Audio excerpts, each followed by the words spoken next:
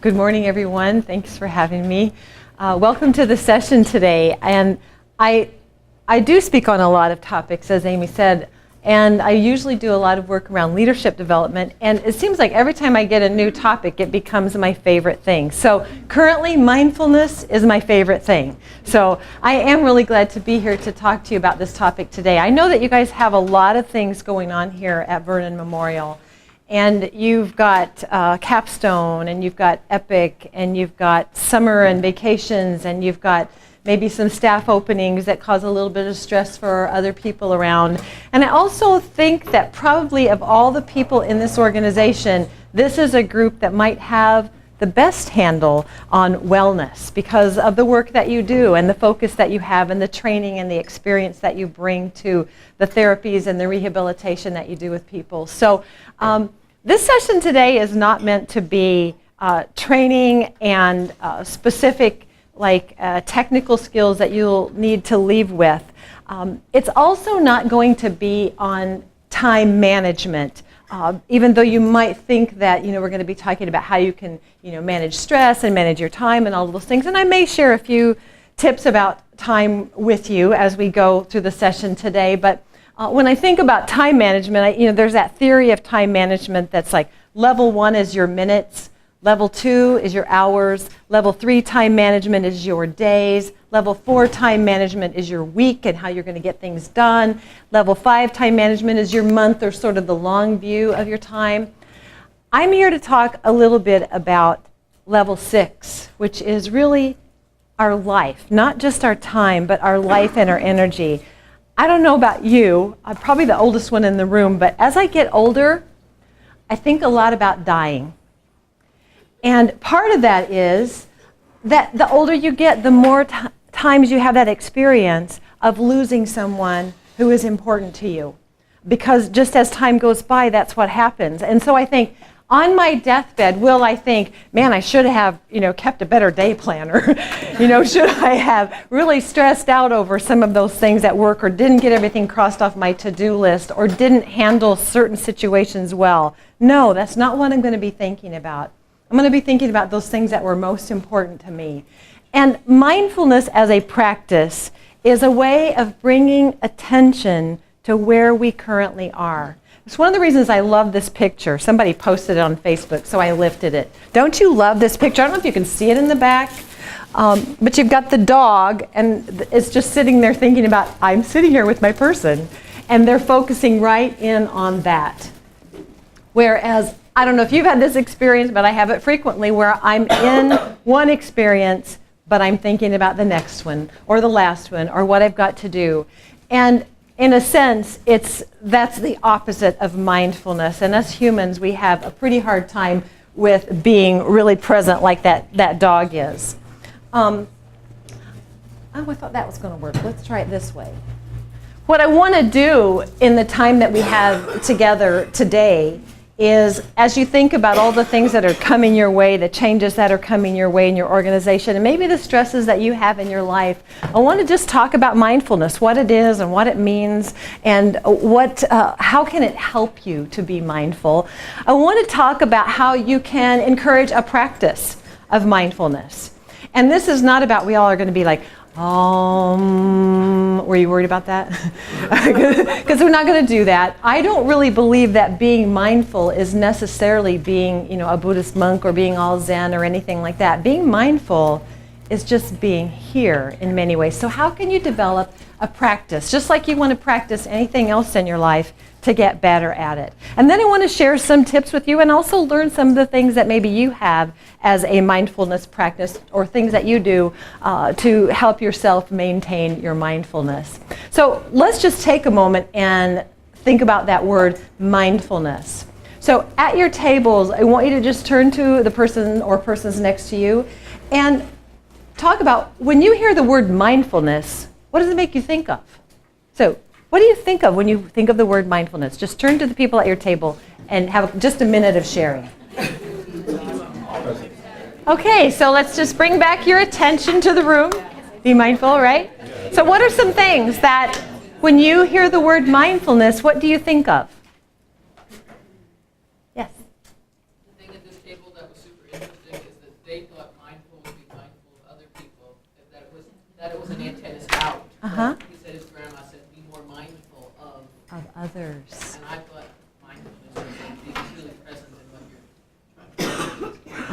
Okay, so it really can be both, can't it? So it can really be both. It can be mindful of our own awareness and what's going on with us. It can also be more mindful of other people. So when we think about things like being a good listener or good customer service, it's about, really paying attention to that other person too. So it's a little bit of both. What else? Other thoughts that came to mind?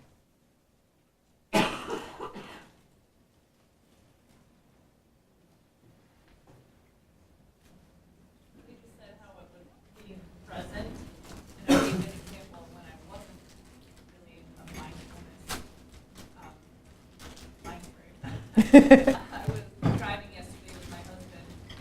We were having a conversation, but at the same time I was texting with a friend who lives far away, and I realized I had no idea what my husband was. Has that happened to anybody else? Oh, my husband does that. I never do that. But no, it's true. That's exactly the opposite. So I like talking about the opposite to describe it, because when we're not present, we're not being mindful and we're not really giving that attention. And boy, do we miss stuff. So we're going to talk about that today. I have another quote that I like to share with you. Thank you, Amy. It's not working. It's not working? All right, we can make it work like this. Mindfulness is the stop sign at the intersection of reality and crazy lane.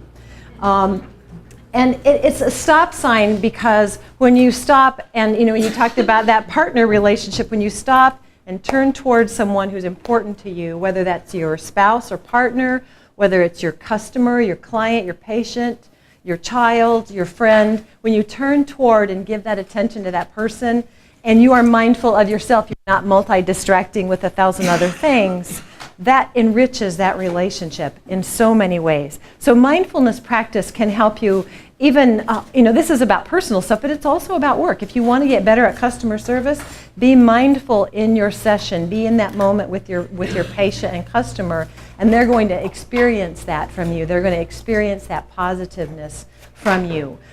Mindfulness practice can also help a lot with anxiety and depression, which anyone can be prone to. And if you think about it, my background is in behavioral health, so a lot of years working with substance abuse and mental health issues, and I like to put anxiety and depression on this line, and I think depression is rumination about the past. Anxiety is rumination about the future. So if we're ruminating about those two things, we are not in the present moment. So mindfulness brings us back to that present moment and allows us to be here now. There's a great book, I read it years ago. It's called The Power of Now. And I had a friend who was an airplane pilot, and he flew small planes. He crashed his plane one time, and he survived. His passenger did not.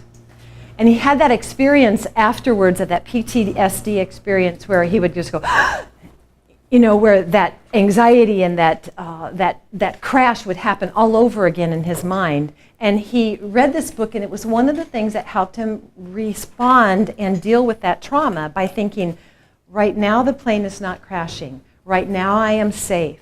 Right now I am doing my best. And it's about right now, because a lot of our worries, don't they come from the future? How am I ever going to learn all that epic stuff? How are we ever going to integrate all these capstone initiatives? How are we ever going to make it through not having enough staff, or not having all the materials that we need to do what we need to do? How am I going to manage that in the future? So it's allowing us to be in the present moment and really focusing in. Mindfulness practice can also help us with our immune system. So many of you health professionals in the room, you know this. Our cortisol levels rise, our immune system goes down, and all those stressors that I just talked about, we worry, what if I get sick? What if I get a cold? What if I can't come to work? So those kinds of worries are, that stress and that adrenaline that comes up from that future anxiety. So mindfulness practice brings us here and now, and it actually has proven benefits for our immune system, our mental health, our functioning, our relationships, and it has just so many benefits that is definitely, just like any other practice, it's worth the practice. So when we think about mindfulness, about feelings, one of the things I would also say about it is that years ago, working as a counselor, people would say, well, I just can't describe how I feel. You know, I feel something, but I can't put it into words. And part of that is because our feelings are part of that limbic part of our brain, not the language part of our brain. So mindfulness allows us a practice to really go a little bit deeper and understand what we're feeling and be able to experience it. So let's just do a little bit of that right now. I'm not going to do any hocus pocus with you. I just want you to really right now pay attention to what are you aware of right now. So just go inward. What are you aware of right now? Perhaps it's the sound of my voice. Perhaps it's your schedule this afternoon and you're thinking about that. Perhaps you're hungry. Perhaps you're tired. What are you aware of right at this present moment?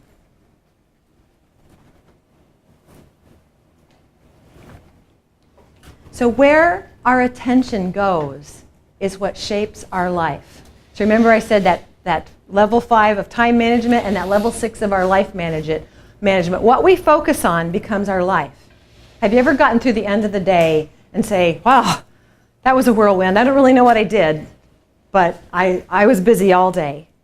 And that's because at many moments throughout the day, we were not really in those moments, but we were rushing through, crossing off to get to the next one, or fretting about the last one. So we can't possibly be aware of every single thing that we come into contact with. There's no way that we could be aware of everything around us. So mindfulness is not about that. It's about at moments paying attention to what we're really aware of and what's going on right now in this moment. So let's take another moment and I'll give you an opportunity to share one of my first tools. So if you got your hands free, or if you don't, make your hands free for just a second. I'm going to count down 3, 2, 1, and then I'm going to count back 1, 2, 3. And on 1, 2, 3, we're all going to clap together 3 times. So it'll be clapping 1, 2, 3. So I'll count 3, 2, 1, 1, 2, 3. Okay? And I want you to clap really hard. Okay? So if everybody's ready, so 3, 2, 1, 1, 2, 3. Now hold your hands out about this far apart. And I'd like to ask you to just close your eyes for a moment. And pay attention to what you are experiencing in your 2 hands.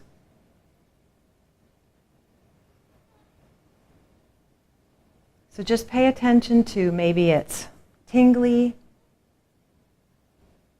maybe it's warm. And now I'd like you to just continue with your eyes closed to bring your attention to your 2 thumbs. And whatever you're feeling there, just pay attention and zero in your focus on your 2 thumbs.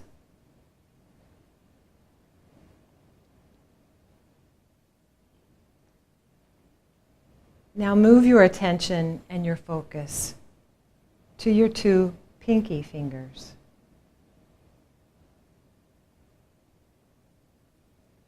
And just notice any sensations.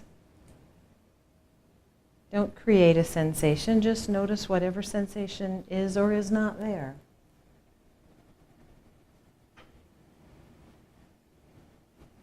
And now I would like you to move your attention to just your left pinky.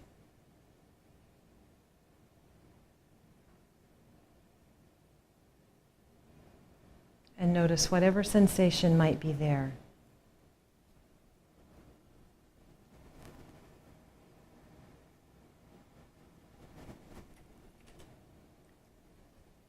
And continuing to keep your eyes closed, I would like you just to lay your hands down onto your lap.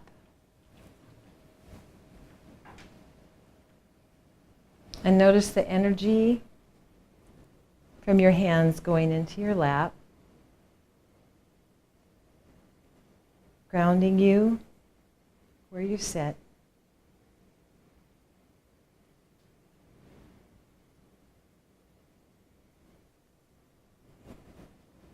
And now I just want you to draw your attention to something that you do about 20,000 times a day without even thinking about it. And that's drawing your attention to your breathing. Not trying to breathe deeper than normal, but just noticing the tip of your nostrils where the air is going in and out.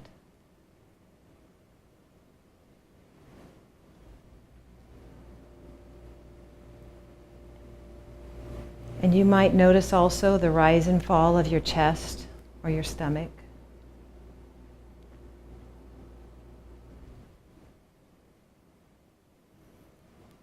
As you continue to breathe,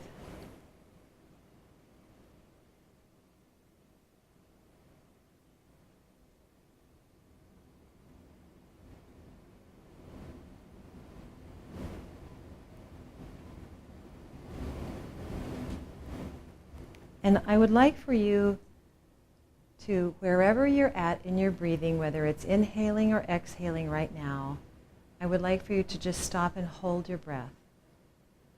Just stop wherever you are.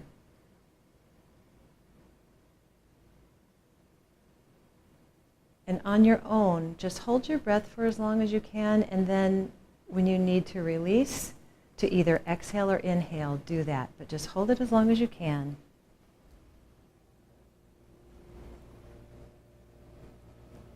And when you need to, just really either inhale or exhale, whichever, and then take one deep breath.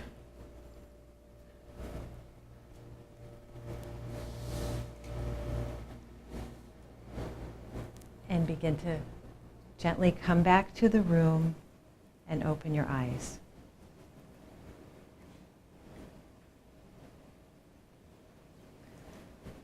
So, 20,000 times a day we breathe. In any kind of mindfulness practice, it's usually one of the first places we start, is to focus on our breathing because we're already doing it. And we all know how when we're under stress, we breathe to about here, right? Have you had that experience?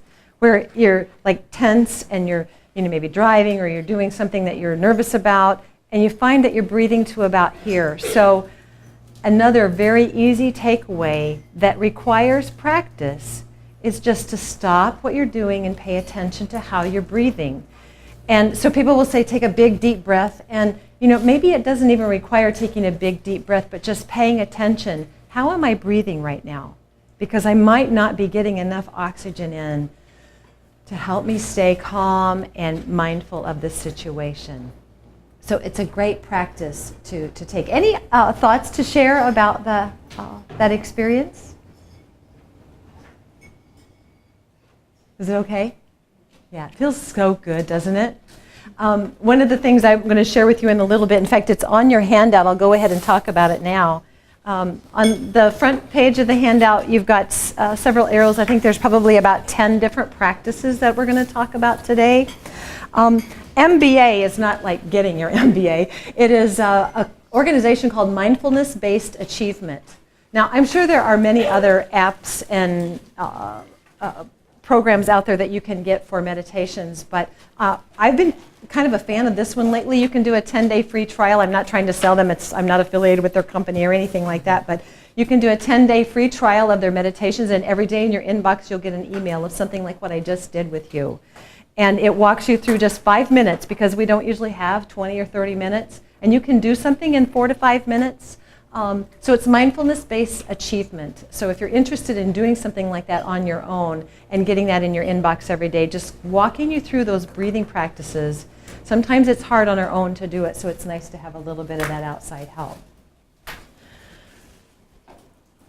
So one of the things that happens is that we spend a lot of time on the left, thinking, analyzing, remembering, planning, evaluating, organizing, and thinking about things. And it's important to think. We need to be thinking. In fact, our brain is wired to think, not only most of the time, but to think about danger. This is part of our primitive brain. So we're thinking about, back in the day, it was thinking about the tiger and the danger, what's out there, what could hurt me.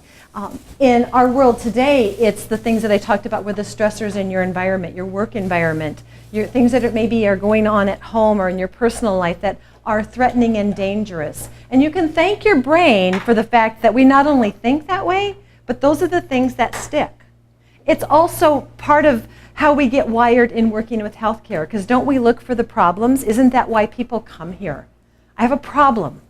You know, very few people come to the hospital and say, I am completely well, and just thought I'd come see you all. You know, it's not that. It's they come with a problem, and we want to find out what that problem is and focus in on it and dwell on that. Yes, the solutions, but we're trained to look for problems, and our brain hooks onto those. So part of mindfulness practice is about doing what we just did with this. And that's sensing. And that's really being able to be in the moment. So the picture on the right is my dog Pippa. She's bad. She barks a lot, but she's always in the moment, whether it's 2 in the morning or whenever it is, if she's laying on the dock of the bay. And just being in that moment, to be sensing the environment and knowing what's really going on. We have to work that muscle just like any other muscle. Otherwise, our brains will take over, and we will overanalyze, overthink, and we will become detached from our emotions and how we feel, and being sensitive to what's going on in our environment. And again, we tie that back to those health benefits of being mindful, reducing our cortisol. And they say that the first 2 minutes after you wake up in the morning are 2 of the most dangerous moments in the day for cortisol, because we wake up and we go, what have I got to do today? And sometimes we're happy about waking up. Maybe it's a day of vacation or it's going to be a really good day. But those first 2 moments, what's going to happen today? And as we're waking, that's a great time to practice mindfulness. How am I feeling right now? Like going back to sleep sometimes. But how do we really start to focus in on how we're feeling and paying attention to that? So those just are a couple of different things about mindfulness. Do they want to say next? So as we think about where we spend our energy, focusing more on the sensing, these are the tools that are on the handout that you have. And so I've practiced the 3, 2, 1, 1, 2, 3, and you can just do that on your own, clapping and feeling that experience. So there's no magic in the clapping. It's about tuning in to what it feels like and that energy that's really in our bodies. The second one is called .B. And I learned this from a fellow, I have to look at his name again. Richard Burnett is a high school teacher. He teaches this technique to his students because he teaches mindfulness to high school students. And I think this is brilliant, because we need to learn this skill early in life so that we don't just get to our adult years and say, man, I gotta slow down this wheel that's turning, this gerbil wheel that keeps going in my head. And I need to slow down so I can get healthier and get more in touch with what's important to me. So .B is a technique that he has his students do. .B means stop, that's the period. B means breathe. Stop, breathe. And what he has his students do is partner up with someone, and during the week that they work together is every day, 1 time a day, to text that person just .B, random times of day. And so you get that text and you look down and you go, okay, just stop doing, and start being. Just breathe. Once a day for a week. And then he has his students come back and talk about that experience. And he said it's amazing how people will say, I got it at the time I needed it the most. I couldn't believe, here comes this text. And I was really stressing out, and I realized I need to stop and breathe. So when we breathe 20,000 times a day without thinking about it, why would we need a text to remind us? It's about how we are breathing. It's about how we're bringing that oxygen in. So you have the opportunity. That would be one technique I would recommend if you've got a friend in the room and you're willing to partner with each other. You know each other's cell phone numbers. You text each other once a day for a week. And just develop that practice and see what happens after a week. It's an opportunity for you to talk about that. So that would be the .B practice. The next one is, and I realize this is kind of hard for you to see probably in the back of the room, but it's developing the habit of asking yourself a question. This one I just learned recently, and it's become my new favorite one. And the question is, when something stresses you out or you start to feel the pressure from something, asking yourself the question, is this a tragedy or is it an inconvenience? So this morning driving here, I'm driving on Highway 14. I know how to get to Viroqua. I get to the bridge, and what's that little town, right? You know, like, so now I'm going to be late or I'm going to be rushing. And so, you know, I think, okay, practice what you preach, right? So is this a tragedy or is this an inconvenience? This is an inconvenience. So, you know, last week I got a call that my 91-year-old mom just fell and broke her other hip, and she has Alzheimer's. So that's tragedy. And she lives in another state. And so it was like, okay, if I respond to that like it's a tragedy, that's realistic. So we all have those things every day in our lives. And it's a great question to ask because it also ties to the R&R technique that's up here. And that's anytime a pressure pops up, that the R&R is recognize and release. So I recognized that the inconvenience of the detour was really like bringing the stress level up. Do you have this where it starts to come up your body and like, and so we start to feel that coming up and we recognize it. Learn to recognize it for you. Maybe something else happens for you. Maybe your face gets red, or my sister said her head sweats, or you know, maybe you start to just, you know, clench your fists, or maybe you start to feel a little tearful. What is your trigger that you know that you're starting to feel the pressure? What's your physical cue? And then to recognize it and say, I can choose that, you know, I'm going to respond this way. Or I can choose to respond differently. I can choose to release this.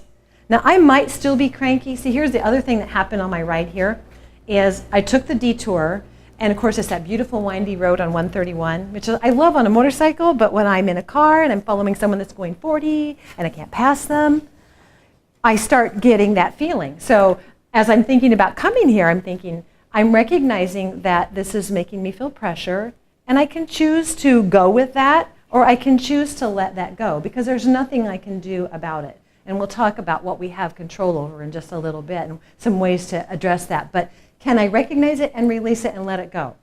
And you know, here's the thing. It's like meditating and trying to calm your thoughts. What happens to the thoughts? They come back, don't they? And that's fine. You just recognize them because it came back. I'm like, okay, I'm going to release that. I'm cool.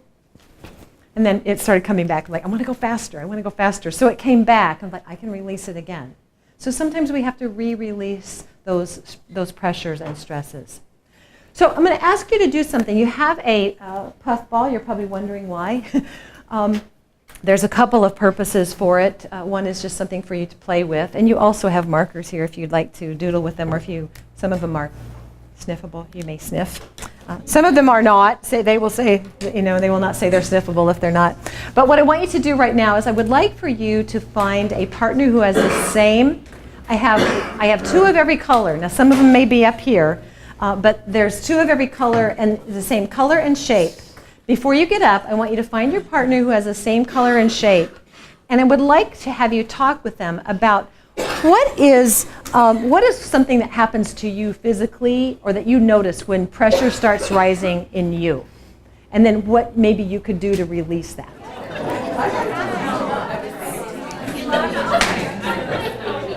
So does anyone have any comments to share or any questions about what you talked about?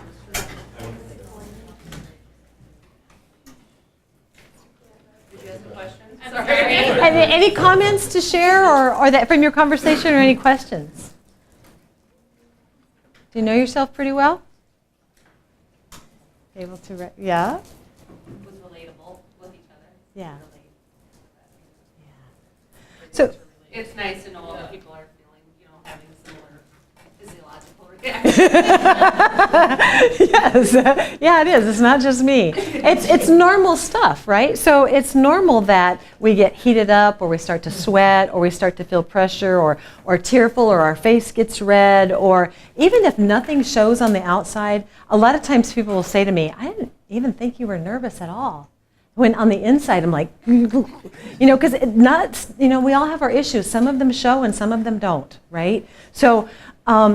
So it's being aware of what your triggers are, and so that you can choose to respond instead of just react. And people will say, well, I couldn't help it. I just lost my cool. And, yeah, sometimes we do, but if we can back those things up a few steps to say, what is the first thing that I notice? So like I spent 20 years working in the field of substance abuse and working with alcoholics. And so they would come in after they had relapsed, come into the treatment center and say, well, I was just there. I was in the bar and I started drinking and, I didn't mean to, and there I was. And so we would talk about, well, what are all the 15 steps that happened before you got there? So we back you up for those triggers that will happen. And when you start to notice, hey, I think I could just stop at the bar and just have a Coke. I can do that. Like some people can, some people can't. So if that's going to be a trigger, that's where you start. You don't wait until someone starts drinking. The same is true for our stress triggers. If we wait until we've blown up, said something we regret, then we've not been aware, we've not been mindful about what we were feeling along the way. So remember what I said about our feelings are not always in that verbal part of the brain, that language part of the brain. They're more in the primitive part. So mindfulness allows us to go in and experience what that is and be able to back up from some of our reactions and to respond better.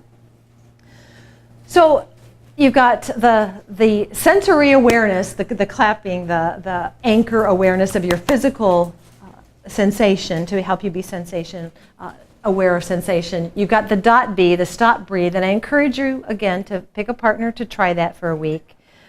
We've got the habit, developing the habit of the question. Is this a tragedy or a convenience? Reading upside down here. We've got the pressure, recognize and release opportunity, and you might have to do that 50 times a day on some days, right? The next one is the 18 minutes philosophy. And this comes from a book that is called 18 Minutes, Find Your Focus, Master Distraction, and Get the Right Things Done. Have any of you read it? You haven't finished it? Okay, well, that's good, but you have it, so that's a start. I encourage you to read 10 pages a day for the next 10 days. You'll be so amazed. This guy, it's really a book about time management. So I said I would weave in some things about time management, and this is one of my favorite time management philosophies, but it's more than that. So one of the things the author talks about is that as you think about how to manage the multitude of things we have to manage in life, there's so much to deal with. He says it's like going into a buffet. How do you manage a buffet? You don't take a little bit of everything, because what happens when you get through 25 things and you've got a little bit of everything? You've got a plate that's like this. So that's not the way. The way to manage a buffet is pick 5 things. You take your plate and you get a little bit of 5 things, and then you've got variety and you've got several things, and you can manage that. So he talks about thinking about your life. What are the 5 most important things in your life right now that you can focus on? So this is going to require more time for you to think about, but I'm going to lay out the strategy for you, and you might want to give this some thought, because it's a great way to start thinking about your life. I use this daily. I have a big Post-it note in my office, one of those great big flip chart size papers, and he breaks it down into 5 boxes of the 5 most important areas of focus in your life. It can be related to your top 5 values, or the things that you really like. If you think about your year, what's most important to you, your work and your family and so on right now. And then there's another box. There's a 6th box. The 6th box is the 10 to 15% stuff. That's I got to get the oil changed. I got to remember to get groceries. I got to pack for vacation. I got to remember to call so-and-so. The day-to-day stuff that we got to do. Those are the things that, they're important. They need to get done. But the 5 other boxes, so here's my 5. There's make sure that the people that I love know I love them. Make sure that I can walk when I'm 90. Do work and write and speak in a way that makes a difference.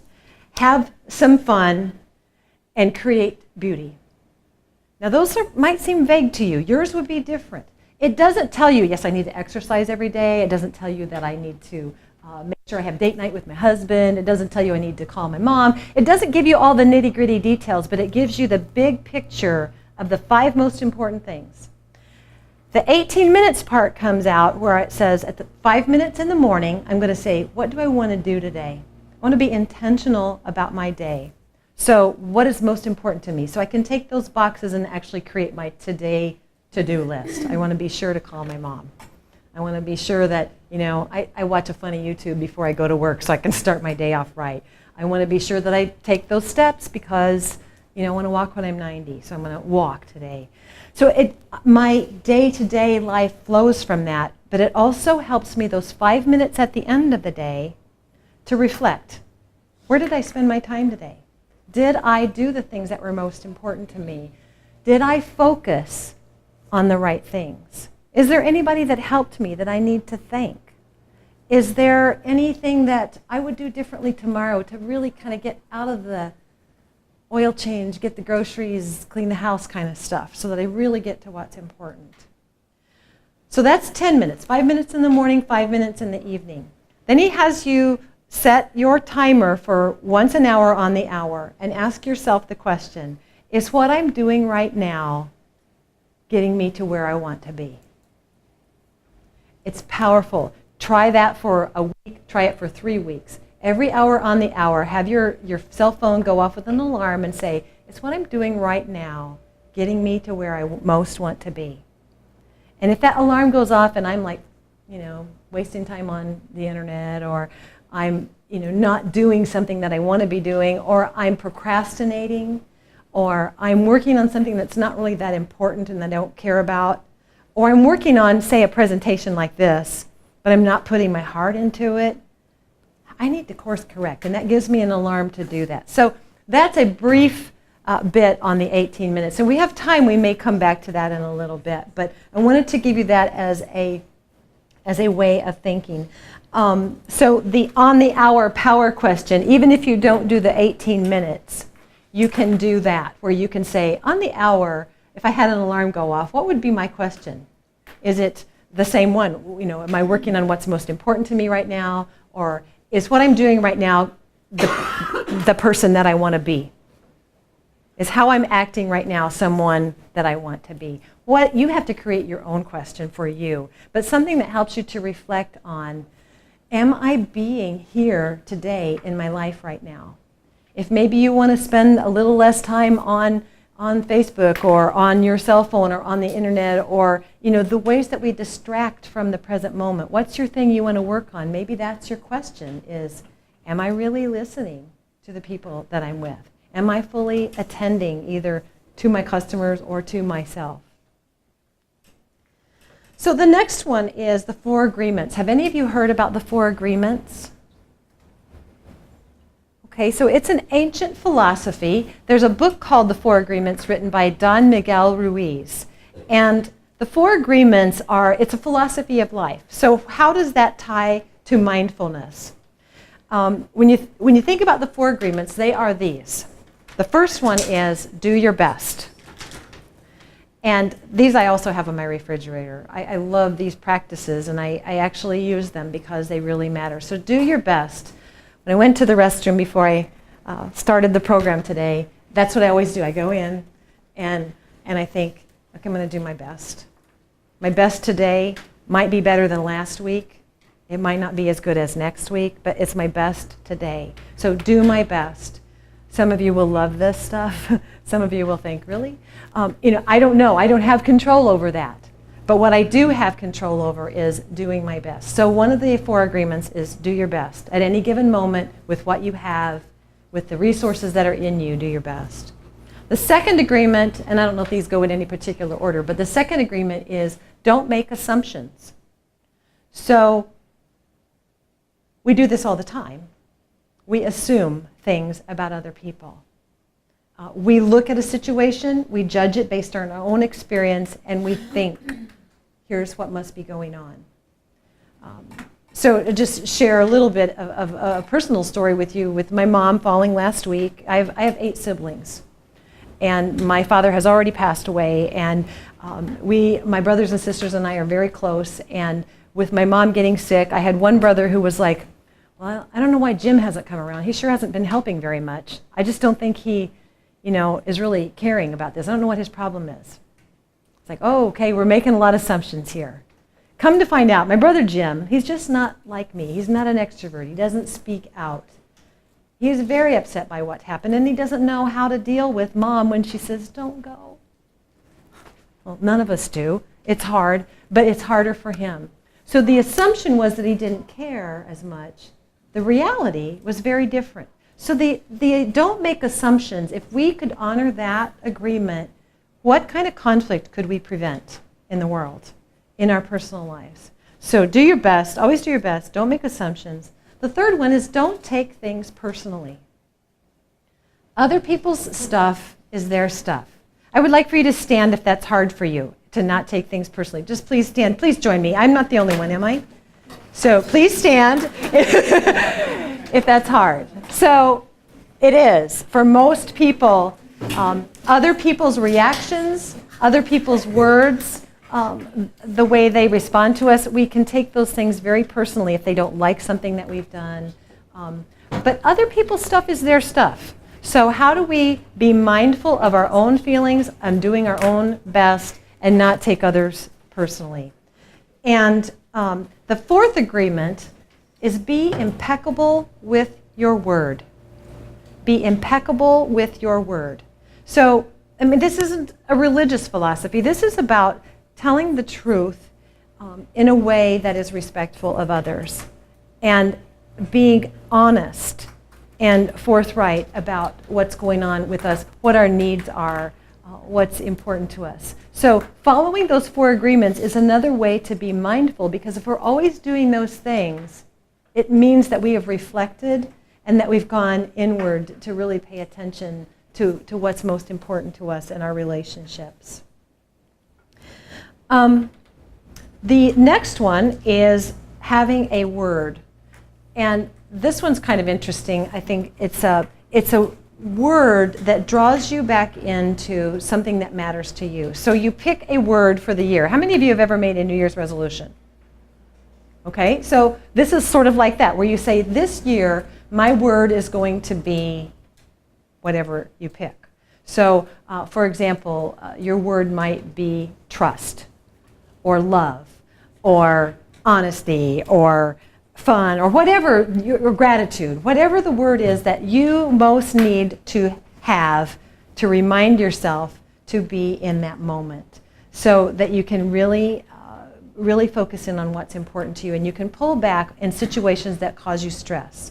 So let's say your word is forgiveness. Maybe there's been some stress in your family or some conflicts, and your word is forgiveness. When things get pressurized in the family, to say, my word is forgiveness. So how does that apply here? And asking yourself at any given time, how does my word apply in this situation? And it pulls you, again, back away from the outer stuff and the thinking part and more into sensing what's going on in the environment. So I already talked about mindfulness-based achievement as a daily meditation delivered to your inbox, which is a great tool. And does anybody know of any other online tools that you can use for meditation or mindfulness? Has anybody tried anything? There are some I've done, and I actually have them in my inbox. It's called Fragrant Heart Meditations, and they can send you once daily, but they also have guided audio meditations as well that are free on their site. Okay, awesome.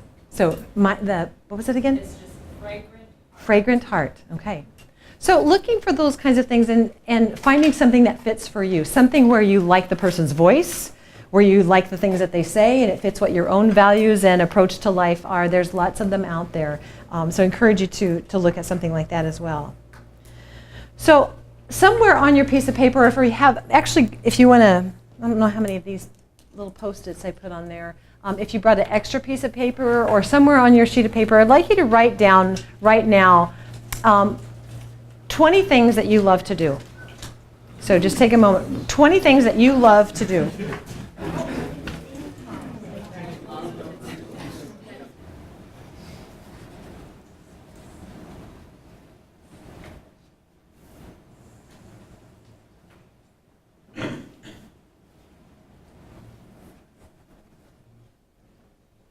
So with however many you have, I would like you to just put a little star or check mark by any of those that you have done say in the last couple of weeks? I was on vacation. There you go. I've done them all. I did them all. Yes.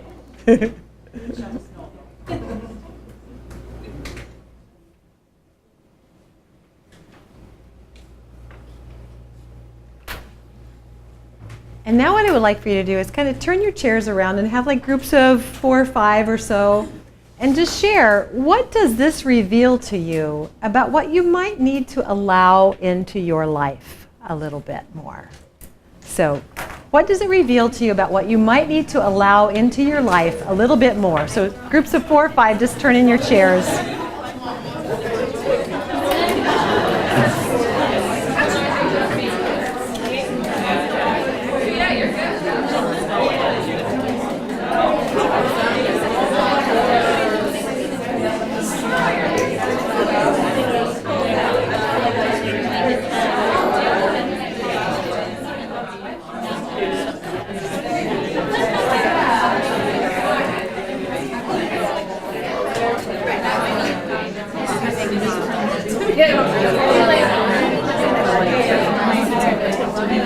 Well, you don't need to take time off because I was working like you did last night. Oh, I was like, is that a trail? How old is your baby? Oh, sweetheart. Pretty small. Oh, congratulations. Thank you. So you're not getting any sleep, okay? This is number 4, so I have 3 other little ones at home. Oh my goodness, you got some helpers. Yes. That's good. That's so good. But you can't worry about what you do. That's my point. 2 weeks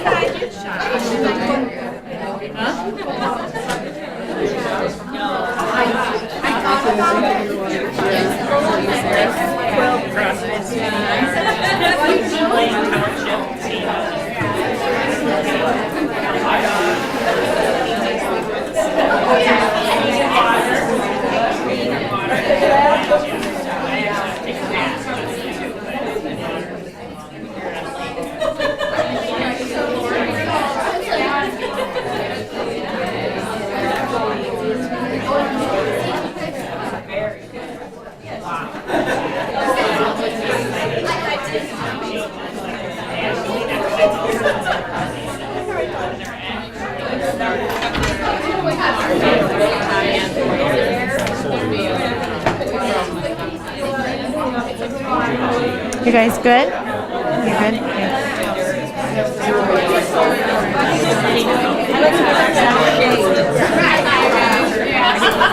Are you guys good back here? Yeah. Good. Okay, so begin to wrap up your discussion. So anybody become aware of something you need to allow back into your life? She needs time. She needs time? Yeah. Yeah. So there isn't more time somewhere. There's really only a matter of priorities, isn't it? And this is a great self-reflection. If you were just on vacation, you were doing some of those things. But we sort of live in an all or nothing mentality, don't we? Like, I can only have fun when I'm on vacation, and all the rest of the time I really need to be working hard. So allowing might be, allowing time back into your life for yourself and choosing the things that are going to really refuel you, because we do need to be refueled along the way. And refueling is a daily experience. It's just like driving our car. We can't just drive it and drive it and drive it and not expect to run out of gas at some point. So again, how does that tie to mindfulness? It's about staying aware of what are the things that are important in our life. So maybe it's things that are fun. Maybe if you were to draw the word allow and say, what is it that you need to allow? Is it permission to have that fun? Is it permission to do the things that you enjoy and not feel guilty? Because guilt is a robber of our mindfulness, because we're guilty about something. Unless we've broken a law, generally our guilt is an energy sucking sound that is just about something we don't need to feel. Yeah, we didn't break the law. But we're using our energy and our thoughts and our focus on something that we really can't do anything about, or we've chosen not to do anything about, but we're ruining the fun thing that we were going to do because we feel guilty. So it's a vicious cycle. So how much of your energy is going there? So do we need to allow some guilt-free zones or some time limits on how much we're going to feel guilty, how much of our time we're going to give to guilt? Or fear. Maybe allowing yourself some opportunities to jump through that fear and do something that you've always wanted to do but were scared to do. Or maybe we need to allow for forgiveness. So what are those things that you need to allow into your life to allow you to have some of those joyful experiences that are on that list? In times of stress, there will always be people who will fill your calendar. So it's up to you to say what needs to come first. And how do I fill my own bucket? How do I refuel so that I can manage those things that are out there? It's not about changing the fact that you have all of these workplace changes that are going on or stressors. It's about taking control of your response to that. And we'll talk about that a little bit more in just a minute. Any other thoughts or comments about this activity and what you discovered?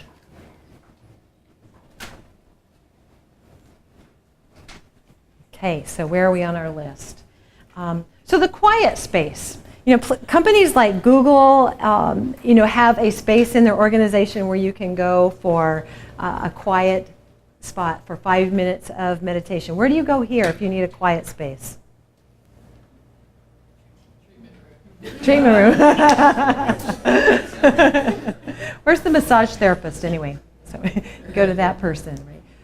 So finding some quiet space for you is important, and I'm not suggesting like building on or anything like that. I'm not here to talk about that. But sometimes a break away from what you're doing. So when you think about there's another book called The Power of Full Engagement. How do we stay fully engaged? Some of the things that we know about that are people who are like the excellent athletes, the people who are the Olympians and the really high-paid sports figures. Really study them. And what is it that they do? When they practice, when they rehearse, they give it 100%. And then they rest. We don't rest well in our culture. We tend to just go, go, and go. And that takes us away from being present. So giving it our all, but also taking a break. So concepts like building in some margin. I was talking with Amy also after being out a few days last week. Can you build in margin into your schedule the first day back after being on vacation so that you can catch up on emails and kind of get your head back around work again? Building in that margin. I encourage organizations to do things like have 45-minute meetings instead of 1-hour meetings. Because what happens when you have a meeting at 8 and at 9 and at 10? You're late to everything but the first one. Because there's no time in between to go to the restroom and to regroup and get your materials for the next one and have that time to just travel. So giving yourself that time to reflect and to take a break, build in that margin into your schedule so that you can have that refreshing time, that refueling time. Make sense? So build that in for yourself. What other practices do you have for building mindfulness or managing stressors into your day? Who has some other things? And we've talked about your meditation thing that you got, but what else? What are some other things that you are already doing?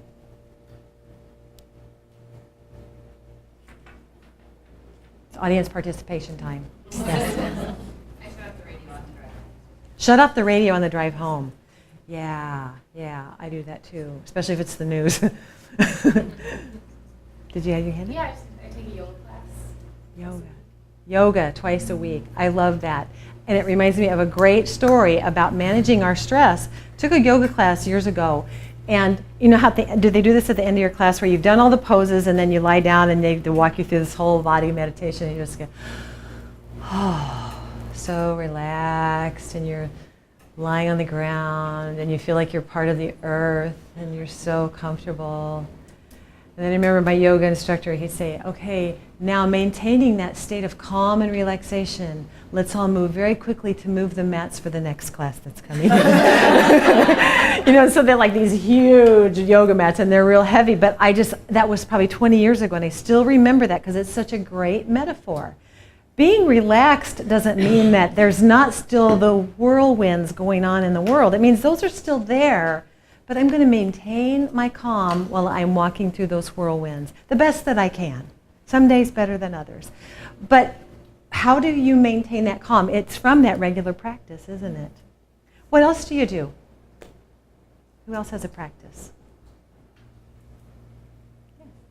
I'm the opposite. Where I try to get something done. I accomplish something or make a list of things that need to get done that are making me anxious, and then start doing them rather than taking a further break. I start doing action makes me less stressful. I love that you shared that. Yeah. I totally love it. And you know why? Because it's really probably tied to personality, isn't it? I mean, is that kind of your personality? Get a list, chop it off, get it done, cross it off, and the whole, yeah. And it's a satisfier, and it's important to know that about yourself because what's going to calm you down might be different than what calms someone else down. So let's look at this from a couple of different angles, though, to say what calms me down might not be the same thing that makes me mindful. So that may reduce your stress to get those things done and out of the way. And mindfulness is also about that.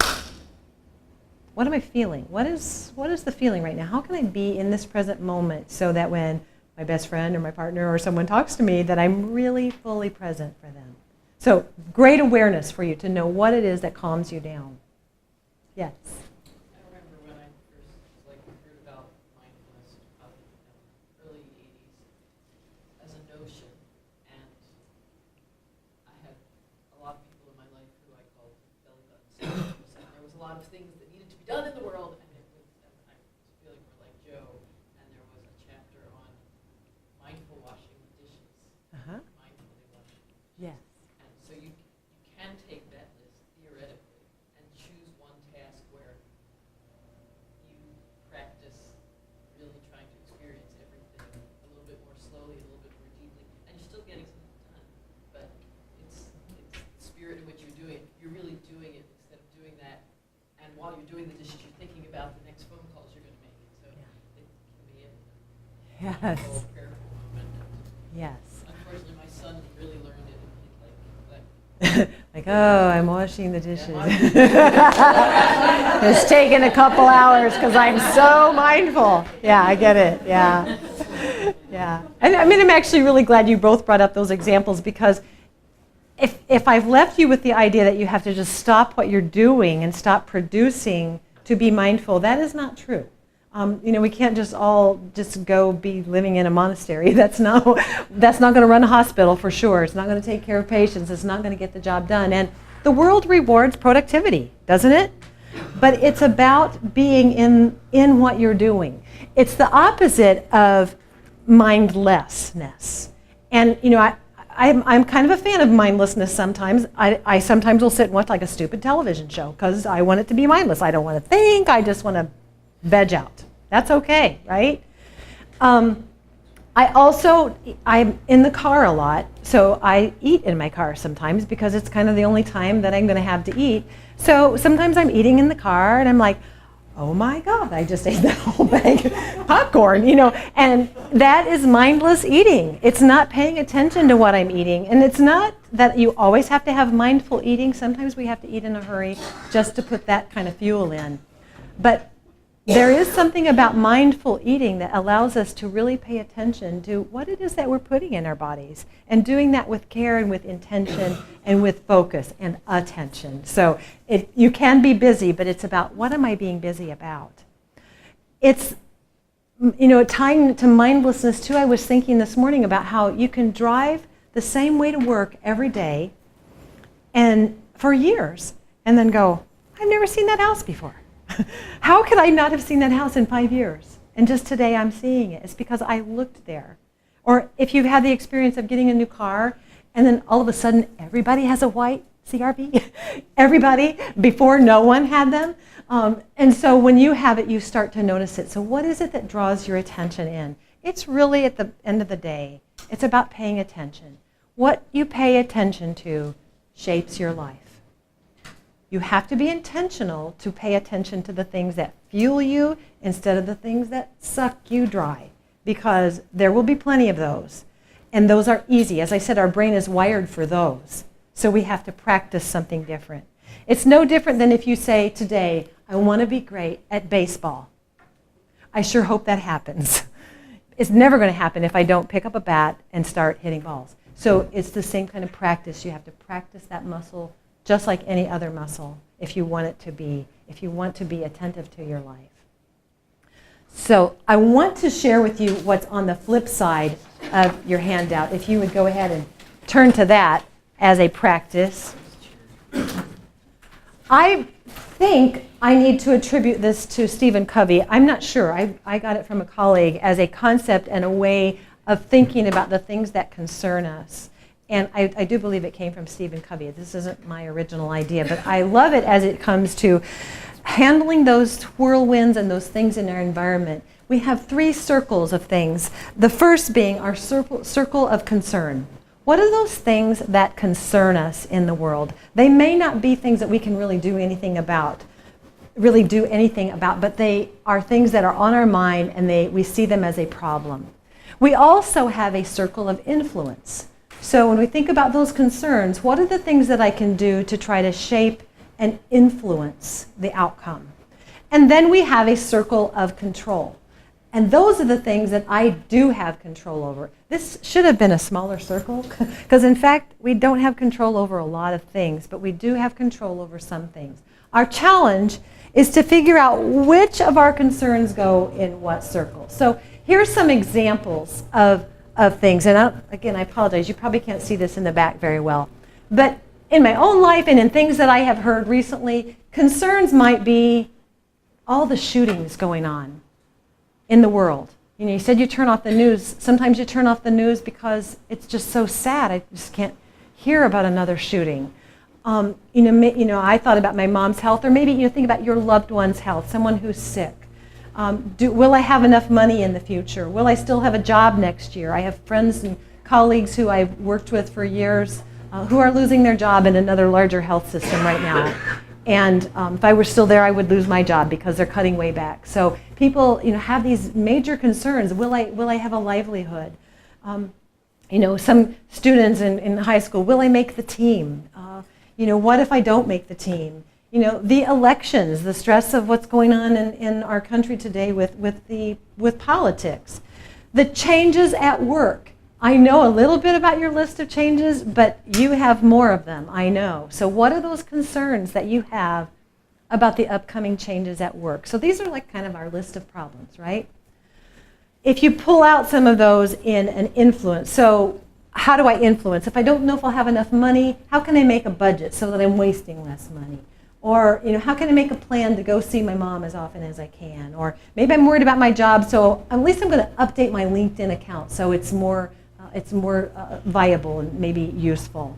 If I'm afraid I won't make the team, maybe I need to make sure that I practice a lot. So those are things that we can do to influence. So again, think about your concerns, maybe those changes and things that are going on at work. What are the things that you maybe can't control, but you can have an influence on by something that you do?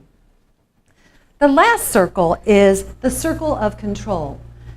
At the end of the day, we have control only over ourselves. Sometimes it's only over our attitude.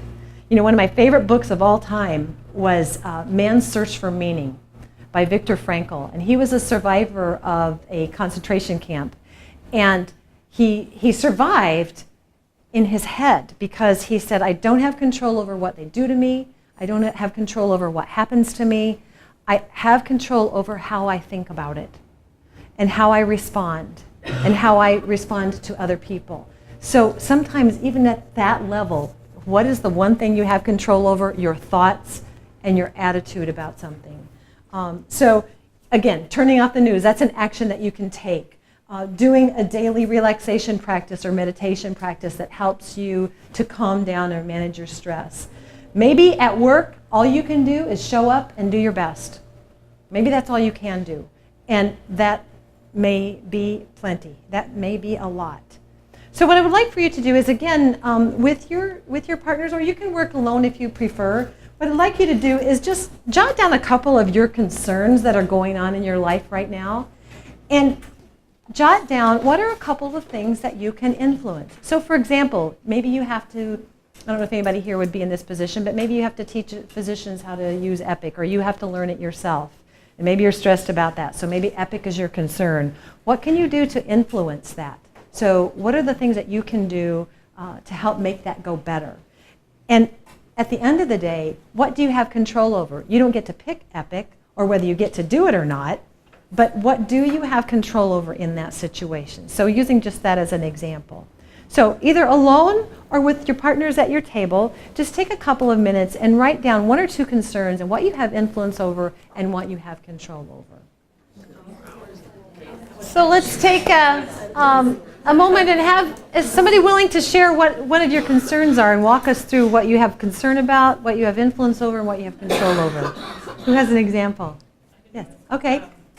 My concern, I just got back from the FSBPT meeting in Virginia, and I'm part of the PTEB board for the state. Those are a lot of letters. So like. Federation of State Boards of Physical Therapy. Okay. Is the organization that oversees the state boards for the United States. Each state represents a board for physical therapy. Okay. And I was representative there this past weekend. And so what I can influence is reporting back to our group, because there's a lot of issues that are coming that it's going to be pretty intense with this stuff. So I can ask questions and I can do networking. And then what things I have control over is that I can personally submit things on our next agenda for our next meeting. And then I'm also going to our national meeting in November, so I'm going to be more involved in networking as well at that meeting. Okay. So it's kind of a work plan. Go back to the beginning. What is your concern about all of it? Is that it's going to be a big... Yeah. Okay. Big issues coming that we need to address and discuss. Okay. And... We're a little bit behind on that. Okay, so we're concerned that we're being a little bit behind. So that's kind of your concern is I don't want to be behind. Right. I want to be ahead of the game. So you're having that's good. Okay, so you got a plan for that. So sometimes it's a plan for actions and work things. Sometimes it's a concern about more of a feeling. So you have to know what that's going to be. All right, excellent. So again, when you drill down what's going to be what you have control over, you won't have control over what other people do, right? So how will you influence getting those other people to do what they need to do and using good skills? And so that would maybe go in your influence list too, how you work with others. Excellent. Who has another example?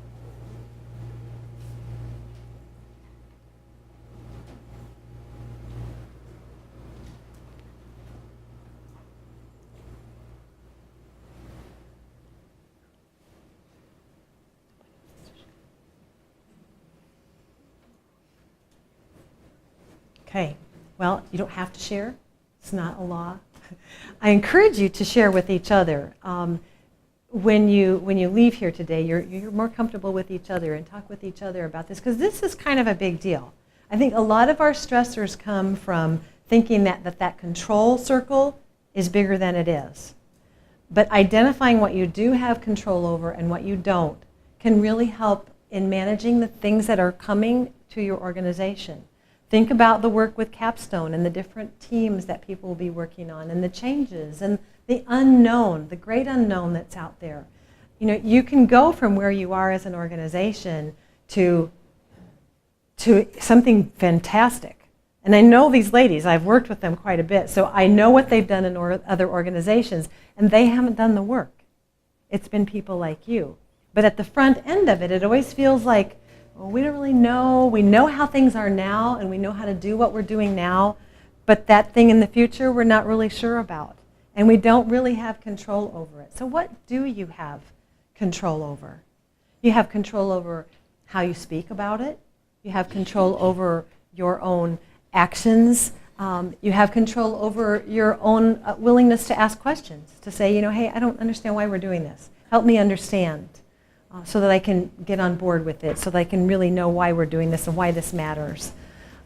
Because when it comes down to it, tying back to mindfulness, when we are mindful, as with your conversation back here, is it mindful about my own awareness or is it mindful about others? When you're mindful with your patient, meaning I turn toward my patient, I'm not like doing 6 other things, I'm not distracted, I'm really with that person, that's going to really engage that customer. That's also going to really engage your best friend, your child, your partner, your parent, whoever it is that you're talking to. When we really turn towards that person and give them our full attention, that's why people paid me to come for counseling, because you don't do other things. You just sit and listen and you respond and you reflect. So listening well is a mindfulness practice. So here's an assignment for you. If you are stressed out at home by people that are there, give them 5 minutes a day of mindful listening. How hard is that? I used to work for somebody who would type on her computer while I was talking with her. And she'd say, yeah, I'm listening. Go ahead. Uh-huh. She wasn't listening. And I didn't feel listened to, which was the real issue. So with the people that you're with, you have a choice at any given time to be present with them or not. So let's talk a little. Yes, go ahead. Do you have a way to address that in our healthcare system nowadays with documentation with patients? Yeah. How is it that you've heard about it within the larger systems, as well as what are you recommending or advising? Well, it's difficult. And I grant you that. And I know different organizations are doing different things. I just talked to a young physician last week who's working on a research project about scribes, so that somebody else is actually doing that, and the provider, doctor, nurse, whoever is actually attending to the patient. So one of the things that I think would be helpful, and I've recommended, is to take that 3 or 4 minutes with that person, sit on their level, whatever level they are at, face to face, because there's research that shows that when a doctor sits down with the patient level to level and talks with them and listens face to face and doesn't do anything else, the patient reports that they felt the doctor spent more time, was a better doctor, and all the list of positives goes on. Even if they spend the same amount of time but are standing, just even that. So that's about attentiveness. That's mindfulness of your patient. So to have that 2 or 3 minutes where you're really connecting, and use reflective listening. This is not a hocus pocus parrot back counseling technique. It's to say, what I understand you to say is this. Is that right? And then letting that person correct you if need be. And then say, okay, I think I've got the idea. Let me just turn here to put this into the computer, because when we put this in the computer, that's going to help next time when I go in, and it's going to all be right there, and then the next person won't have to ask you the same questions. And make sure that's true. Because they will look. So then when you say, this is what I'm going to be doing, I would think about like my 25-year-old stepdaughter. If she would say, you know what, I got to text my boyfriend real quick because I told him I would. Bada bing, bada bing, bada bing. And then come back, I wouldn't feel so ignored as when I'm talking to her and she's doing this. So it's not like it's illegal or bad to do that online stuff, but I say, attend first. I keep looking at you because you're right here. But go right to that person, attend to them, reflectively listen so that they know they have been heard and understood, and then explain. You guys do AIDIT here? Okay, so I'm gonna be turning to the computer now to put some things in, because that's going to really help me know for sure that we've got everything captured on your record and that we won't miss anything, because we want to make sure that your care is safe and we wouldn't want to miss any of this. So I'm going to do that right now, okay? So just explaining. That's my answer. Does somebody have a better answer? Or something else that you have tried? Yes, Amy. I've noticed Dr. Berquist does a fantastic job at this. In talking with him, he sits and he doesn't have to look when he types at all, but he says, so what I'm putting in your medical record is this, and he'll talk through what he's doing as he's typing.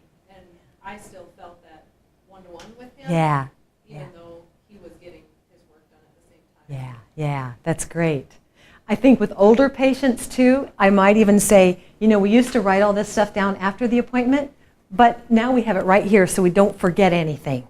And they're going to relate to that much better. So it's about showing that you're with that person first. Do that first, and then they'll go with you. Instead of assuming that they're going to understand. We assume a lot. Remember that? Don't make assumptions. That would be one of them. Don't assume that people know why you're doing what you're doing. Thank you for asking that question. Any other questions that you have about this topic today that we've been talking about? So I would like for everybody to grab a Post-it note. If you wrote all over yours and you need another one, just let me know. I got a whole bunch of them right here. Okay.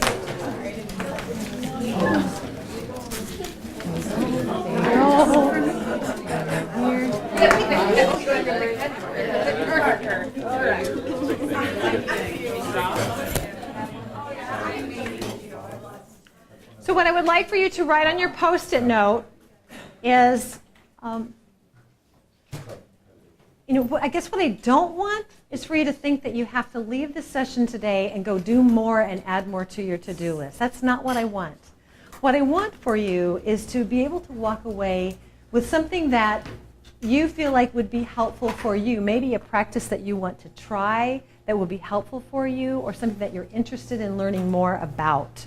So what I would like for you to write on your Post-it is, what's one thing you're going to take away from today? Either something you learned or want to try or learn more about. Just write that on that Post-it note if you would. And if it's nothing, just write nothing. That's okay. Maybe you're taking nothing, and that's your choice. But write one thing that you might take away from today.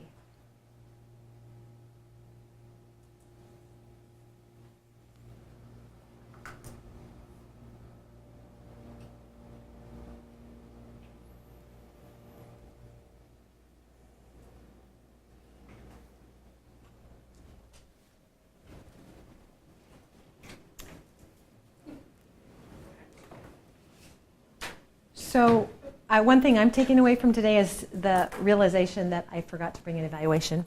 Sorry. So I'm going to probably send one electronically to Amy, and she can just email it out to you. I'll do like a Survey Monkey, just a couple of quick questions for you about your feedback for the session today. And if you have any questions that you would like to ask me after the fact.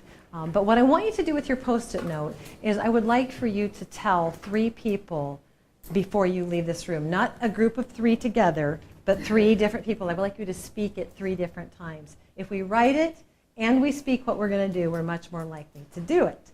So try to think about something that you would be doing, that you're going to be trying to do in the next 24 to 48 hours to really bring a mindfulness awareness to your life. I thank you for being here today, and I will stick around for a while if anybody has any questions, but you have the assignment, 3 people that you will tell what you're going to take away. Thank you for having me. All right.